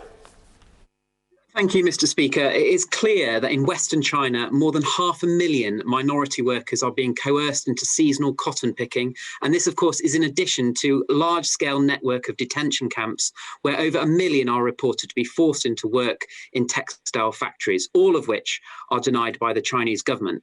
So I very much welcome today's announcement and would my right honourable friend agree with me that these will be key mechanisms to combating forced labour and modern slavery. Can I thank my honourable friend, can I welcome his support? And they will be an important tool. They're very targeted, it's forensic. What is also important is we work with our international partners because, of course, we're one country, and if you want to deal with supply chains and prevent the kind of abuse or profiting from abuse that we are all, I think, in this House rightly concerned about, we need to get the widest caucus of support for those measures to be as effective as possible. Patrick Grady. You'll know that the World Uyghur Congress has called for the Uyghur diaspora, such as it is, to be provided with financial, medical, psychological and legal support. So I do want to echo the calls from Bradford East and Leighton about discussing with the Home Office. Even if you can't give priority, at the very least there ought to be a presumption against deportation back to China of anyone seeking refuge and asylum from the Uyghur community. Can I thank the honourable gentleman? Of course, anyone who has a claim to asylum would not be able to be deported back. Those are the rules, so they can apply. I think if we want to strengthen and go further, what I would welcome his support is working with the Scottish Government, the DAs more generally, to make sure this is something where in lockstep the UK can send out a single, coherent, crystal clear message. I think that will be a good example of global Britain and something which actually we should all be able to work together on. Let's head to Crawley with Henry Smith. Henry Smith. Thank you, Mr. Speaker. Whether it be abuses against the Uyghur in Xinjiang, people in Hong Kong, Tibet, or elsewhere, will my right honourable friend agree that it is the responsibility of the United Kingdom to build a global alliance to ensure that we act together against a China that is going against international norms? And what is this country doing in that respect? Can I thank my honourable friend? And I can point to the work we did in the Human Rights Council, the work we did in the third committee of the UN General Assembly, where we collated over 30 countries to support our statement on human rights in both Hong Kong and Xinjiang.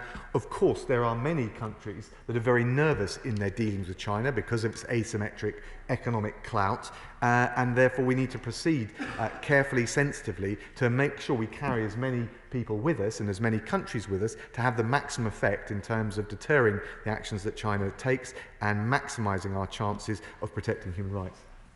Let's head over to the member for Huddersfield, Barry Sherman. Barry Sherman. Thank you, Mr. Speaker. Can I welcome what the Foreign Secretary said today? I think he was being strong. He could be a bit stronger on sanctions. But could I say to him, right across the piece, this is a repressive regime that hates democracy, does not care for human rights.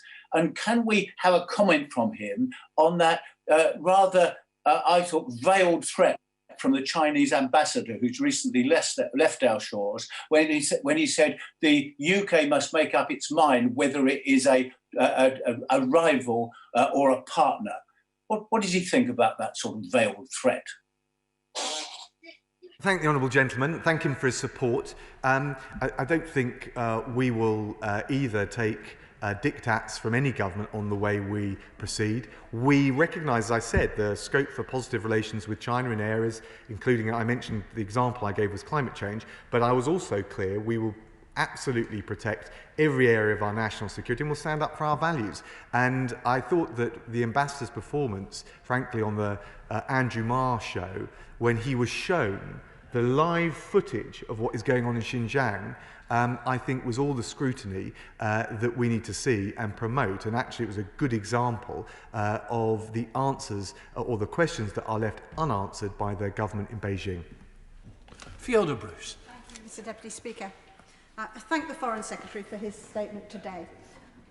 Today we are deeply concerned about the plight of the Uyghurs. On another day, it is the plight of the Rohingyas, and yet on another day, the Yazidis.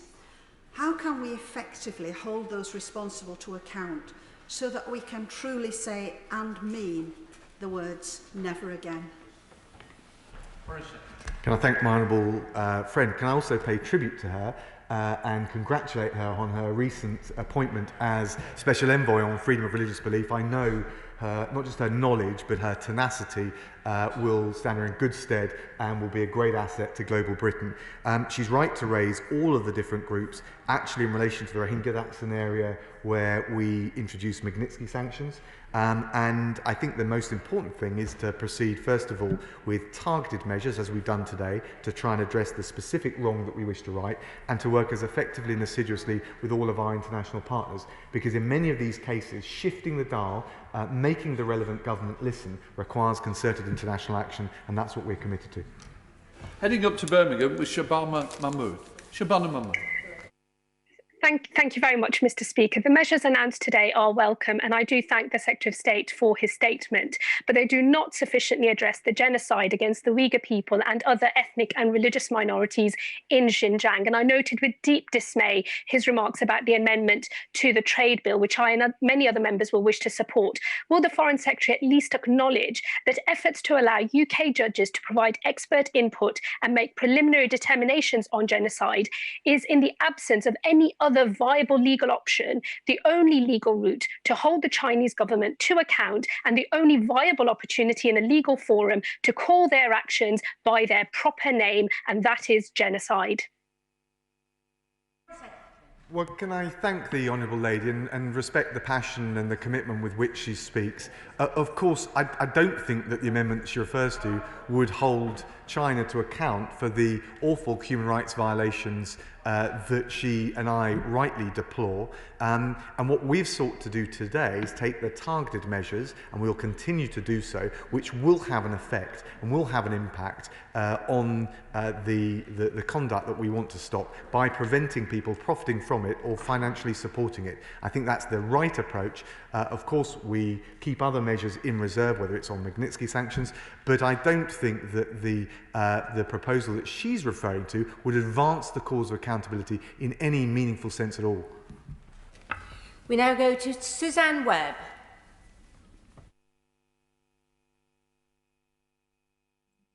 Thank you, Madam Deputy Speaker. I welcome the Secretary of State's statement today, and does my right honourable friend agree with me that it is essential for the relevant international bodies to be granted unfettered access to Xinjiang to assess human rights abuses occurring? Thank you, Madam Deputy Speaker. I entirely agree with my honourable friend. I think that the most important thing that could shift the dial on accountability and, frankly, have a deterrent effect would be an authoritative third party to be able to go and review and to test the denials of the Chinese government against the widespread reports that we've seen. I personally think that the United Nations Human Rights Commissioner is well placed to do that, authoritative, independent, no bias, no partisan, no political interference. China has rejected that. We need to keep the pressure up for that individual or someone else of a similar level of impartiality and influence and authority. We now go to Sarah Owen. Thank you, Madam Deputy Speaker. What's happening in Xinjiang is the tragic reality of state-sanctioned Islamophobia. Leaders within the Muslim community in Luton North have expressed to me their horror at seeing this government stand idly by while these human rights abuses are carried out, including reports of forced sterilisation of Uyghur women, which is expressly forbidden under Article 2D on the UN Convention on Genocide. I've asked before, I'll ask again. Will the UK government now use, not just talk about, sanctions to address these gross human rights abuses imposed on the Uyghur people? Can I thank the Honourable Lady? You may have missed what I've said, but through the transparency requirements, the fines, the export controls, the 4 measures I announced today, we are increasing the strength of the targeted measures that we're taking, and of course we hold Magnitsky sanctions, as other honourable members have asked, in reserve. We now go to Christian Wakeford. Deputy Speaker, the appalling and abhorrent persecution of the Uyghur in Xinjiang has rightly received sustained condemnation, not only from all sides of this House, but from around the world. But let's not mince words, and let's call it for what it is, which is genocide. As we head towards Holocaust Memorial Day, which this year's theme is to be the light in the darkness, let us, as the UK, be that light in the darkness and take a firm stance against these crimes. With that in mind, will my right honourable friend outline what practical steps he is taking to coordinate international responses, providing hard-hitting sanctions against the Chinese government and all those guilty of these heinous crimes? Before I call the Foreign Secretary, it's really important that we have short questions, because I'm going to have to cut the speaking list down, because we've got another statement and then a very well subscribed debate. Foreign Secretary. I thank my honourable friend. I think we have showed precisely the international leadership that he's shown. The reality is we gained, I think it was 35 plus countries supporting our statement in the United Nations General Assembly Third Committee, but there are a lot of countries around the world that either do not wish to take the measures that he described, or are nervous, understandably, perhaps given their proximity or their economic size, about the reprisals that China would take, and therefore we do need to proceed carefully and sensitively with our international partners. And on that point, he's absolutely right. Now go to Asfal Khan. Thank you, Madam Speaker. Whilst I welcome the Foreign Secretary's announcement today on forced Uyghur labour, like a number of other honourable members, I feel that he's failed to address this suspected genocide against the Uyghur Muslims. A recent tweet by the CCP brazenly branded forced sterilization of Uyghur women as emancipation.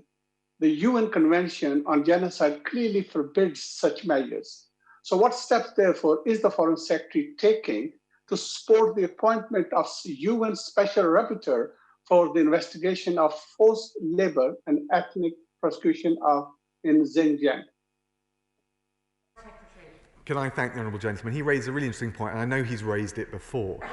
The challenge is that we know that China would block efforts to appoint the special rapporteur or envoy. And I think that he and I would agree that we don't want to give that, if you like, PR coup or failed initiative to our detractors. The one thing I think we can and should do, as I've said several times before the House today, is focus on getting the UN Human Rights Commissioner some kind of access to Xinjiang. That will keep it on the agenda. I don't think anyone can accuse the UN Human Rights Commissioner of being anything other than objective, impartial, and I think that that is something that other countries ought to be able to rally to, and that's where we focused our efforts.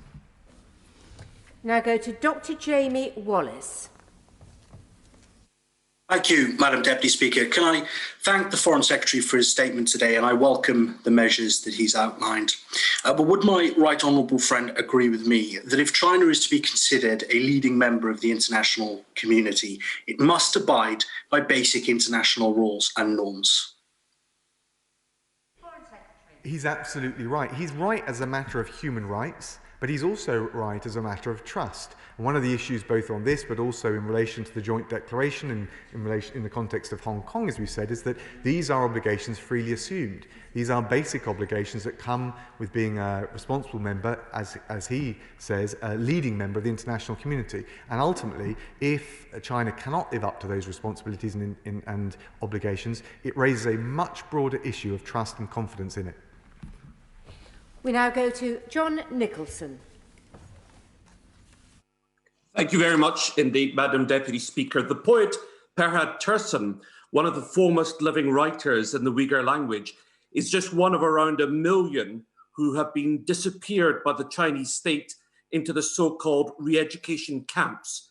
Tursun has been missing since his detention in January 2018 In one of his poems, he writes presciently, "When they search the streets and cannot find my vanished figure, do you know that I am with you?"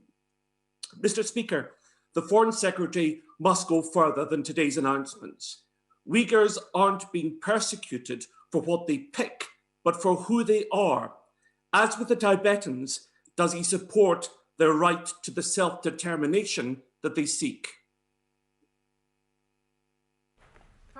Can I thank the honourable gentleman? We certainly want to see the human rights, the freedoms, the basic liberties of the people of Tibet, the people of Hong Kong and the people of Xinjiang respected. We're taking a series of measures. We're at the vanguard internationally in the measures that we've taken. It is important to try and keep clusters of like-minded partners with us to have the maximum effect to precisely to provide redress and accountability for the violations of human rights that he and I rightly deplore. We now go to Deanna Davison.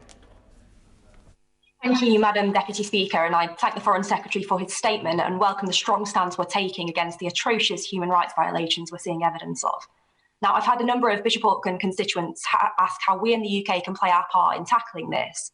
So on this note, does my right honourable friend agree with me that it's incumbent on businesses to ensure that nothing they're doing is contributing to making the situation in Xinjiang worse? I thank my honourable friend. I absolutely agree with the spirit, but also the practical advice that, and warning that she's giving. What we're trying to do is set out clear guidance for businesses, which she's referred to make sure that they're warned of the risks, because, of course, conducting a due diligence about the supply chains emanating from Xinjiang is quite tricky to do. We want to work with them. That's why ministers will be engaging with businesses, and ultimately they need to comply with their obligations, their transparency obligations, so that everyone can see the due diligence they've conducted. If they do that, they have nothing to fear. If they don't, we'll find them. Number 27 withdrawn, so we go to Dr. Andrew Morrison. The government is to be congratulated for the leadership internationally that it's applied in this matter. To what extent does the Foreign Secretary think that the bribes, inducements and threats under the Belt and Road Initiative are muting international condemnation from countries in Africa, the Middle East and continental Europe that would otherwise be expected to join the UK wholeheartedly in condemning the depredations of President Xi and his people? Can I thank my honourable friend, and he will know, and I pay tribute to his time at the Foreign Office, where he was an exceptional minister, the challenges that we face.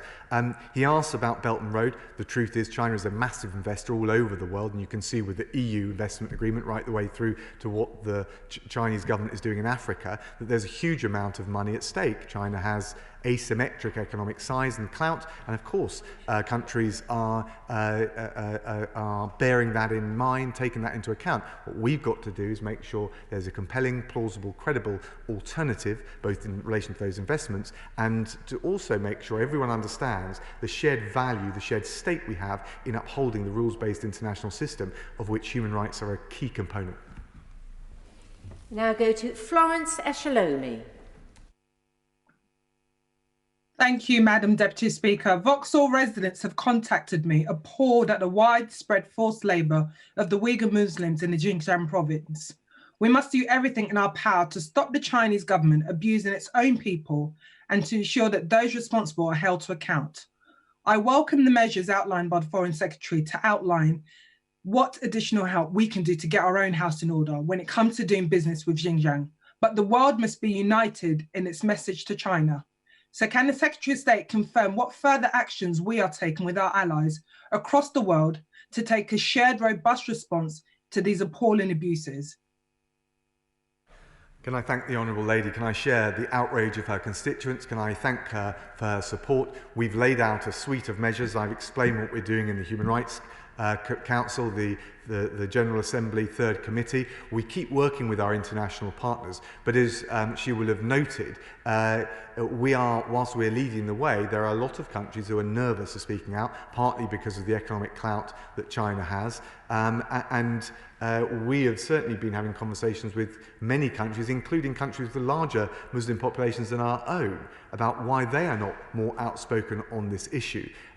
One of the things that I think would help, given China's blanket denial is to get in to Xinjiang, the UN Human Rights Commissioner, so that there can be no doubt, no quibbling, no question that, that these violations are taking place. And I think it will help raise the kind of coalition of like-minded that she talks about, to have an authoritative, independent party like the UN Human Rights Commissioner conduct that kind of review. I go to Raymond Chisty. Thank you, Madam Deputy Speaker. I very much welcome the statement by the Foreign Secretary in dealing with the horrific situation in Xinjiang. With regards to the United Kingdom's leadership on the matter and further actions it can take, the United Kingdom will be hosting the G7 later this year, and the United Kingdom will be hosting the presidency of the Security Council next month in February.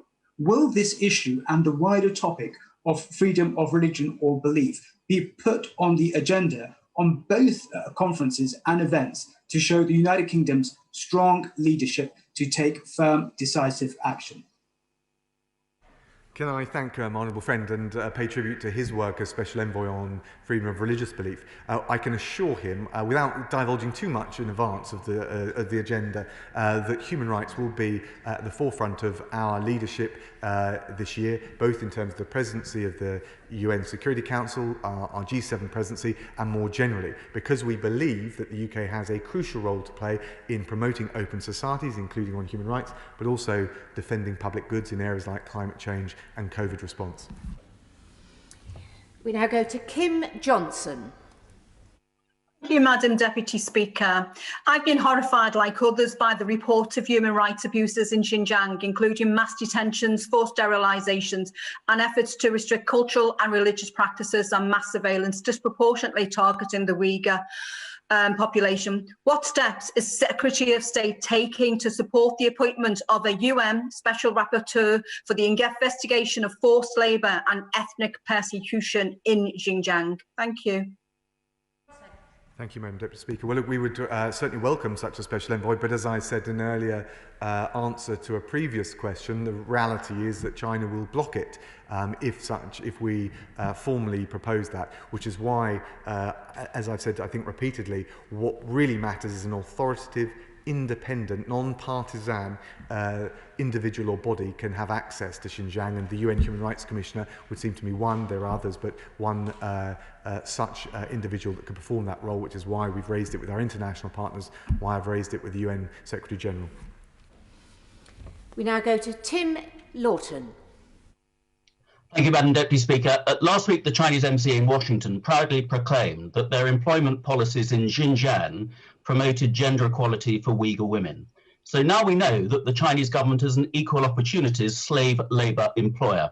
So I strongly welcome these measures, but will he go further, not just in calling out this persecution at the UN as genocide and invoking the Magnitsky sanctions, as colleagues have suggested, but follow the example of Congress in passing a reciprocal access bill, as I have on the order paper with my Tibet reciprocal access bill, to prohibit Chinese officials travelling to the UK if UK and Western human rights inspectors are denied access to factories and prisons in Xinjiang and Tibet, for example, to verify these new measures he's announced today.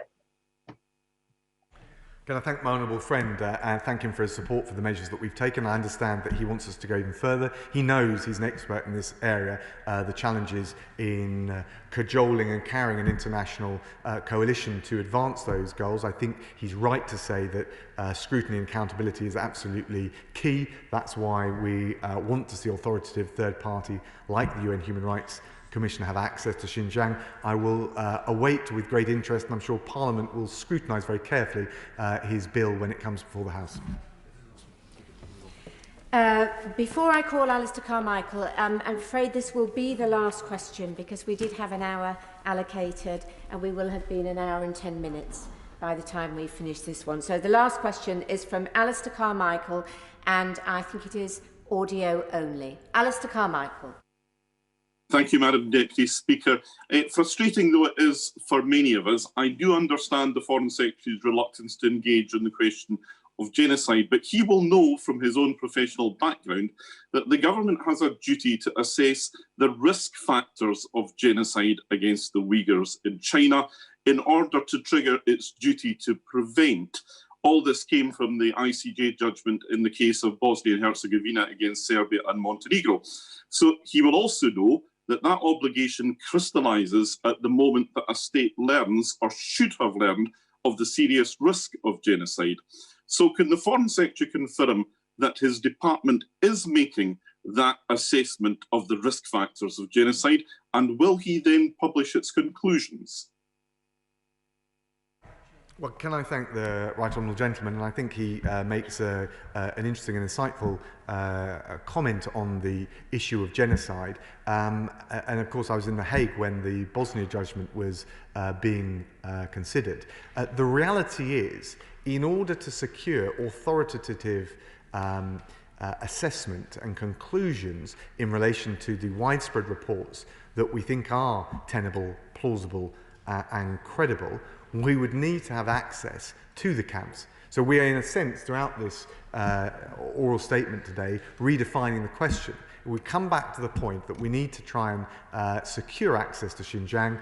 We won't be able to do that without sufficient and widespread pressure on the Chinese government, and I think the best vehicle for that is an authoritative, independent body or individual entrusted by the United Nations, of which China is a leading member, through the Security Council, and the UN Human Rights Commission would seem to me the right place and the right individual to support in that regard. I thank the Foreign Secretary for the statement, and in order to allow the safe exit of honourable members participating in this item of business and the safe arrival of those participating in the next, I'm suspending the House for 3 minutes.